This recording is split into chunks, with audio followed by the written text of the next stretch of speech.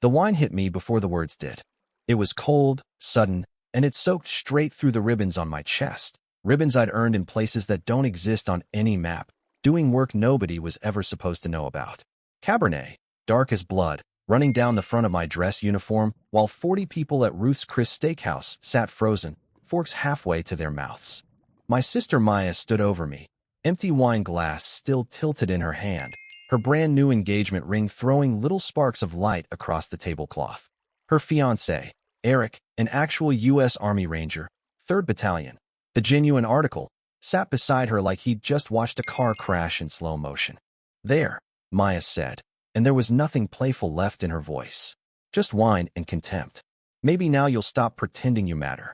And that's when Eric's eyes drifted down to my lapel, to the patch I always kept hidden, and every single thing in that room changed in about 4 seconds flat. But to understand how we got here, you have to go back. Because this wasn't one bad night. This was 3 years in the making. Here's something people don't understand about classified work. Your own family doesn't get to know what you do. Legally, they can't know. So they invent a version of you instead. Whatever story lets them sleep easiest at night. For my sister, that story was simple. Her older brother Jordan was a nobody. A guy pushing papers in a government cubicle somewhere in Maryland. A pretender playing dress-up in a uniform he hadn't really earned. She'd been telling that story for 3 years straight. Tonight, she was finally going to find out how wrong she was. I'd spent 8 years at Fort Meade by that point. Signals intelligence, the unglamorous, invisible side of the intelligence world. I sat inside a SCF, a sensitive compartmented information facility, windowless, silent, secure, piecing together patterns. Connecting fragments other people couldn't even see. Building what we call target packages, detailed profiles that told operators exactly where a person would be, at exactly what time, so a team could go in and make sure that person stopped being a problem. I was good at it. Good enough that after 6 years, I got pulled onto a joint task force, Pentagon-level work. The patch that came with that assignment wasn't something you bought at an Army surplus store. It was the kind of patch that made other intelligence professionals go quiet when they spotted it. My family knew none of this. All they knew was Maryland and can't talk about it.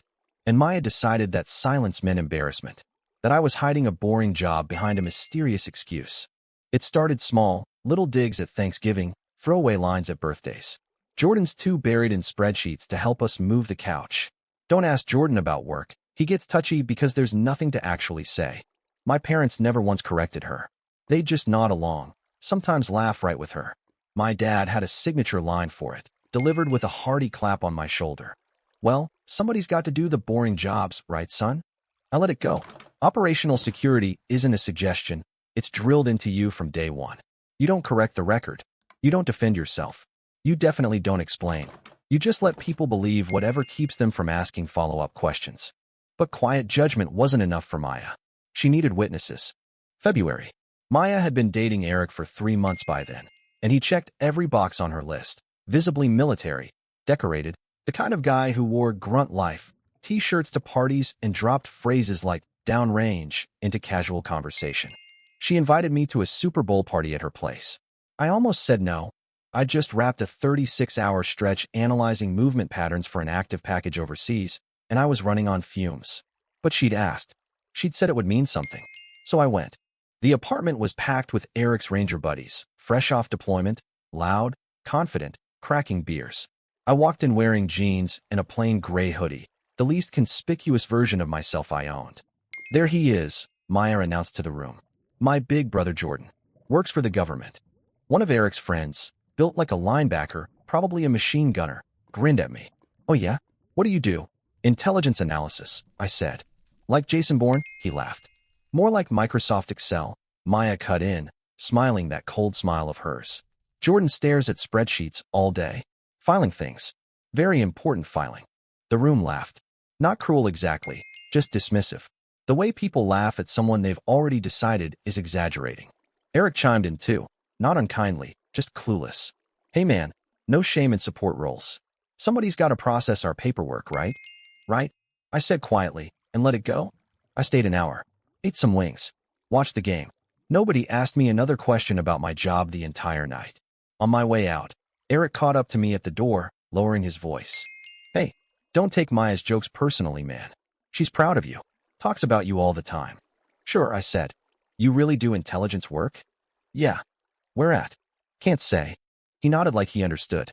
His eyes said he didn't believe a word of it. March brought a phone call from my dad. His transmission had blown out, $4,200 to fix it. Money he didn't have. Could I help? Of course I could. I'd bailed my dad out before, covered rent when he was laid off, paid for my mom's dental work, sent Maya emergency cash more than once for emergencies that later turned out to be concert tickets. I wired the money that same day. 2 weeks later, Maya's social media lit up with photos, her and Eric at a Michelin-starred restaurant in D.C. Champagne, oysters, a designer dress. Caption, when your man treats you like royalty. I texted her, thought you needed help with rent. 3 hours later, Dad gave me some money.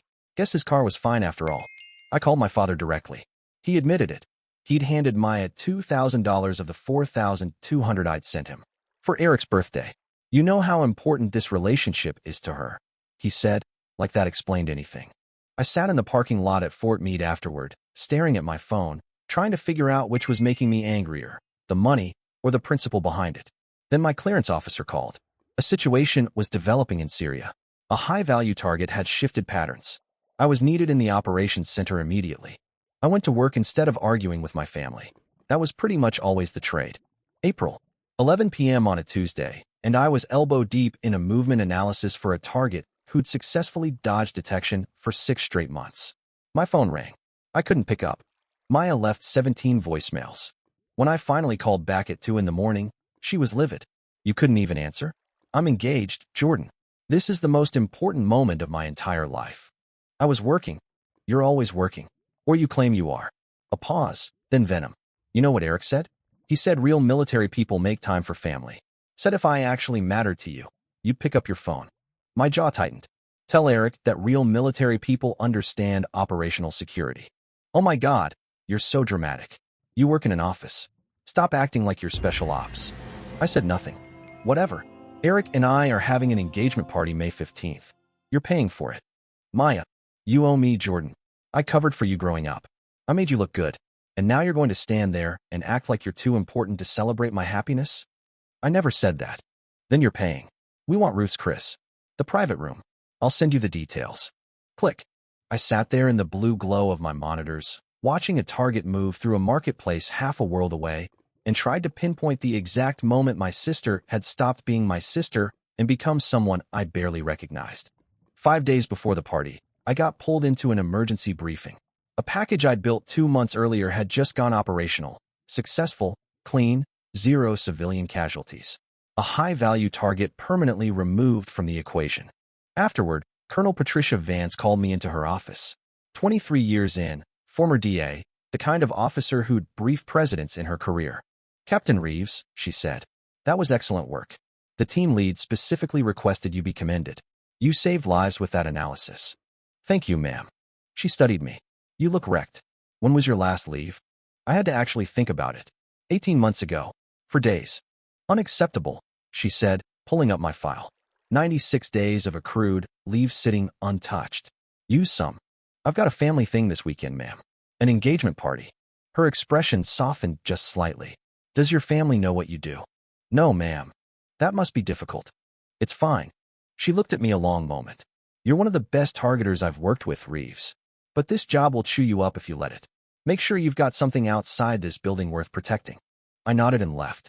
I had no idea how prophetic that warning was about to be. May 15th arrived. I walked into Ruth's Chris at 6 p.m. in full dress uniform, ribbons polished, shoes gleaming, and a task force patch. As always, carefully tucked beneath my lapel, hidden the way I'd been trained to hide it. Too many questions otherwise. 40 guests filled the private room. Maya's friends, Eric's ranger buddies, our parents, a handful of cousins I barely knew. The bill had already crossed $3,000 before a single entree hit the table. Maya met me at the door. Oh good, you made it. We saved you a seat. She pointed toward the far corner, next to the waiter's station, the worst seat in the house. I sat down, exhausted, running on 3 hours of sleep across the last week, hands trembling slightly from too much coffee and not nearly enough food. I ordered water and ate mechanically as course after course rolled out. Appetizers, salads, steaks, endless champagne. While Maya kept glancing over at me from across the room, whispering something to Eric, laughing. Around 8 o'clock, she rose with her wine glass in hand. Everyone, I want to make a toast. The room quieted instantly. Thank you all for coming to celebrate me and Eric. This has genuinely been the best year of my life. I found my soulmate, my hero, my warrior. She beamed at Eric, who puffed his chest out in his tight Ranger t-shirt, beret resting on the table beside him. And I want to thank my family, she continued, turning toward me with a saccharine smile. My parents, who raised me right, and my big brother Jordan, who managed to pull himself away from his office cubicle long enough to show up tonight. Polite laughter rippled through the room. But seriously, she pressed on, voice syrupy with false sympathy. I appreciate you supporting my happiness, even though I know it's hard for you. Seeing Eric in his uniform, realizing what real military service actually looks like. The laughter got louder. My hands tightened around my glass. Eric raised his own drink toward me, grinning. Yeah, man, Maya told me you work in HR or something. Filing reports. That's cool. We need people like you back home. The machine doesn't run without the guys in the rear. Intelligence analysis, I said quietly. Right. Intel. He waved it off. Staring at spreadsheets all day? You even know how to shoot, or you just qualified on the stapler? The room exploded with laughter. PowerPoint Ranger, someone shouted. Death by Excel, another added. I looked toward my parents. My dad, red-faced from wine, was laughing along. My mother was smiling and nodding. Neither of them said a word in my defense. They never had. Maya leaned forward, emboldened. You know your problem, Jordan? You're jealous. Eric's a real hero. A real warrior. And you're nothing. A guy playing dress-up, pretending he matters. Her voice sharpened, turned cruel. You've been pretending your whole life. Pretending you're special. Pretending your job means something. But everyone in this room knows the truth. You're ordinary. Boring. A secretary in a costume. She picked her wine glass back up. The room started to sense the shift, a few faces going uneasy. You love that uniform so much, she said, standing fully now. Let me help you improve it. She threw the wine. It hit me square in the chest. Ice cold, instantly soaking into my ribbons, my jacket, turning the fabric a deep, spreading red. Droplets caught my chin and dripped onto the floor. The entire restaurant fell silent. Not just our room, the whole building. I sat perfectly still, wine running down my face, and felt something inside me, something that had been bending under years of dismissal, finally, quietly snap. Not with rage, with clarity. My mother gasped. Jordan, for heaven's sake, go clean yourself up. You're embarrassing your sister on her special night. My father nodded along. Yes, son, maybe take a breath. Go to the bathroom. I looked at them, actually looked at them, and understood, in that instant, that these people had never known me at all. I stood up slowly. I'm leaving, I said. My voice came out calm. Final. I turned toward the door, and as I moved, my wet jacket pulled tight across my chest. The lapel flopped open, and there it was, the patch I'd kept hidden for years, fully exposed under the restaurant lights. Eric's eyes locked onto it. His face drained of color. Actually white, like someone had pulled a plug. Wait, he said, voice cracking. That's a task force patch. His chair scraped violently against the floor as he shot to his feet. You're with the unit. The room went silent again, but this silence was different. Heavier. Eric, what are you even talking about? Maya snapped. It's fake. He probably bought it online. Shut up. His voice came out in full command volume, the kind of tone you use on a battlefield when someone's about to get somebody killed. Maya flinched. So did half the room. Eric's eyes never left the patch. His hands started to shake. You're a targeter, he whispered. You build the packages. You're the one who decides which doors we kick in, which compounds we hit, which routes are safe. His whole body had gone rigid. How long? I didn't answer. How long? 8 years total. Task force, 6 months. Jesus Christ. He dragged a hand down his face. Jesus Christ. He turned on Maya, disgust written across every feature. You told me he was a secretary. You made me disrespect a superior. You made me dishonor this uniform in front of 40 people. Eric, come on. It's just Jordan, he's not. Do you have any idea what that patch means? He cut her off. It means he outranks every clearance in this room combined. It means he's briefed at levels I will never see in my career. It means when we rolled into compounds in Afghanistan, someone exactly like him spent months tracking those targets, so we didn't walk straight into an ambush. He turned back to me, really seeing me this time, the exhaustion behind my eyes, the faint tremor in my hands. How long since you slept? 3 hours. 5 days ago. Working. Yes. His jaw locked. He turned back to Maya. This man paid for this entire party, $3,000, while running on shifts that would break most people in half. And you threw wine on him. Called him nothing. I was joking. You weren't joking. You were cruel. You've been cruel to him for years, haven't you? Maya's face went crimson. Eric, please, let's just... The wedding's off. The room detonated. Maya screamed. My mother burst into tears. My father shot up, purple with shock. Eric, wait, you can't, this is... He's not nobody. Eric said, cutting through the chaos, eyes locked on Maya now. You are. He looked around at his ranger buddies. Every one of them had gone pale, understanding exactly what that patch meant, having served under people with that kind of clearance themselves. Let's go, Eric said. They filed out, silent, respectful. Eric stopped at my chair. His heels clicked together, spine straight.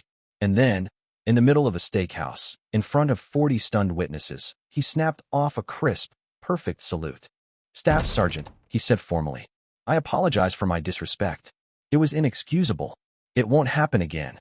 I returned it, slow and proper. At ease, Ranger. He dropped his hand.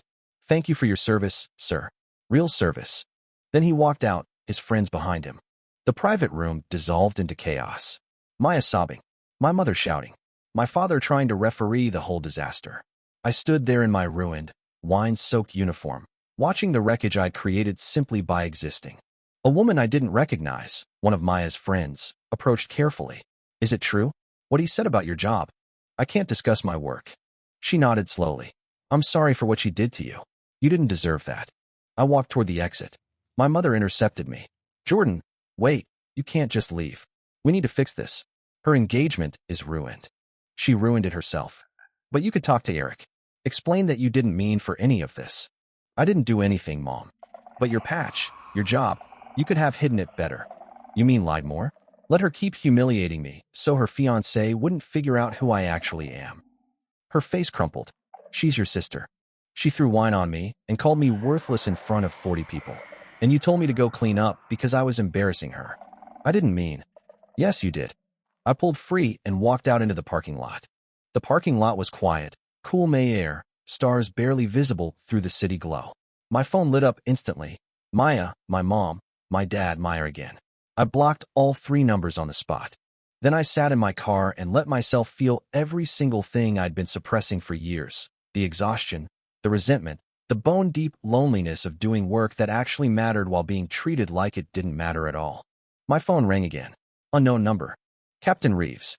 A calm, measured male voice. This is Eric. I just walked out of your sister's engagement party. I didn't say anything.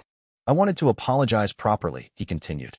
What I said about your job, it was disrespectful, and it was wrong. Maya told me you were support staff, non-combat, desk work. I believed her because she'd been saying it for so long I never questioned it. It's fine. It's not fine. I'm a staff sergeant, 3rd Ranger Battalion. For deployments. I know exactly what task force operators do. I know what targeters do. You save lives. You're the reason guys like me come home in one piece. His voice dropped lower. Maya doesn't deserve you. Neither do your parents. I'm sorry I didn't see it sooner. Thank you, I said. Then, quietly, can I ask you something? Sure. Why didn't you ever push back on her?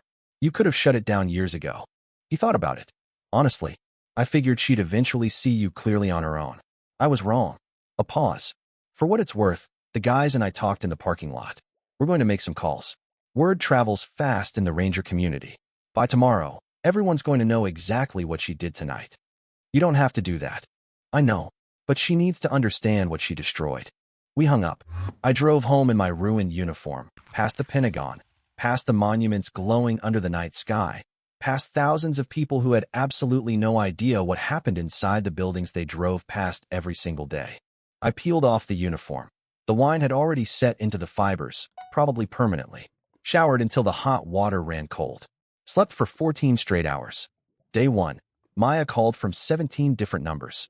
Voicemails, texts, emails. You ruined my life. Everyone's talking about me. Mom and Dad are so disappointed in you. I deleted every message. Day 2. My dad showed up at my door. Son, we need to talk about what happened. No, we don't. Maya's devastated. The wedding's off. Her friends are turning on her. You could fix this. How? Tell people it was a misunderstanding. That you're not really whatever Eric thought you were. I just stared at him. You want me to lie about my career so Maya looks better? I want you to help your sister. I've been helping your sister for years. I'm done. Jordan, I sent you. I sent you the money for your car. You gave half of it to Maya for a birthday dinner. I've covered her rent, her credit cards, her emergencies more times than I can count. I paid for that party tonight. $3,000. And she threw wine in my face. She was drunk. She didn't mean. She meant every word. And you both stood there and laughed. We didn't know your job was important. You never asked. He had nothing to say to that. You need to leave, I told him. Your mother wants to talk to you. Tell her no. Day 3. Colonel Vance called me into her office. Reeves. Sit. I sat. I got an interesting call this morning. From a Staff Sergeant Eric Brennan, 3rd Ranger Battalion. Wanted to apologize for disrespecting a Joint Task Force member at a family function. My stomach dropped. He also wanted to commend you. Said you handled an ugly situation with more discipline and restraint than most operators he's served with. I said nothing. He mentioned your sister threw wine on your dress uniform and called you worthless in front of 40 people, including your parents. It was a personal matter, ma'am. It won't affect my work. I know it won't. You're one of the most reliable people I have. She leaned forward. But Reeves, you don't owe your family access to your life if they can't respect you. This job is hard enough without people who claim to love you tearing you down. You're authorized 2 weeks of leave, effective immediately. That's not a request. 2 weeks of mandatory rest. And, strangely, something in my chest that felt an awful lot like relief. Week 1 was silence. Phone off, sleep, books I'd been putting off for years, actual home-cooked meals instead of vending machine dinners. On day 4, an email arrived from Eric. Subject line, Aftermath. He wrote that Maya had been calling him nonstop, that my parents had reached out asking him to reconsider, that he'd blocked all of them. His ranger buddies had made good on their word. The story had spread through the community, not as gossip, but as a warning. Don't disrespect someone operating at a level above your understanding. Maya's social media had turned against her overnight. People were calling it stolen valor by proxy, claiming her brother was nothing while quietly living off his money and protection the whole time. She'd apparently even been let go from her job after someone forwarded the story to her employer. I don't feel great about it, he wrote. But I don't feel bad either. Actions have consequences. Meanwhile, my parents were doing damage control, telling people it was all a misunderstanding, that I'd overreacted, that Maya was just joking. Nobody was buying it. I read the email twice, deleted it, and went for a run. Week 2. My mom showed up with Maya in tow. Against my better judgment, I let them in. Maya sat on my couch, sobbing almost immediately. I'm so sorry. I didn't know. I thought you were pretending to be boring on purpose. Why would I pretend to be boring? I don't know. I was jealous, okay? You were always so capable, and I thought if I made you seem small, I'd look bigger next to you. Does family humiliate each other in public? I asked.